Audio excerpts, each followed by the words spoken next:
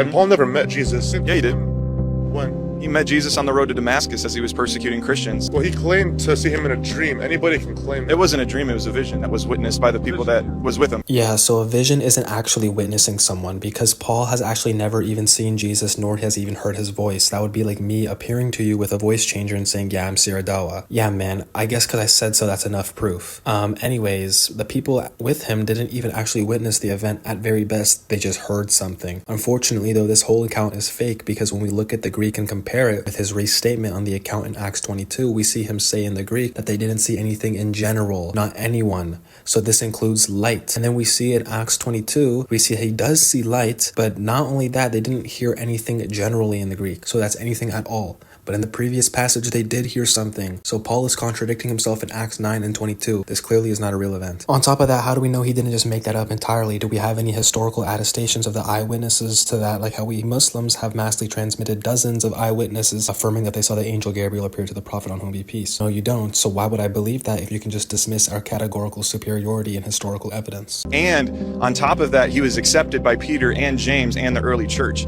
That Peter actually defended Paul, saying there are people who try to undermine the teachings of Paul. Wow, amazing. Except that early church you were glazing a second ago doesn't even think Peter wrote 2 Peter. In fact, they think it's a forgery entirely, let alone scholarship, which nobody thinks it's authentic, let alone 1 Peter. So yeah, very best you got some rando who likes Paul affirming his teachings. By the way, isn't it kind of weird that Pauline supporters are making false epistles in the name of the disciples? That's got to be some kind of religious hate crime. At least if you're a Muslim who cares about authenticity. Also, I don't know what you mean by the early church because Pauline Christianity wasn't a majority until the 2nd century. Prior to this, the majority of Christians did not agree to Pauline teaching. The oldest Christians in 30 to 50 AD believed Jesus is God's prophet who did not die on the cross, let alone die for the sins of humanity. And he didn't resurrect either. That's not Pauline theology. Richard Edwards Q theology makes that clear. So you're just talking about people like Ignatius in 100 AD. I literally couldn't care less about if he affirms a dude that he never met.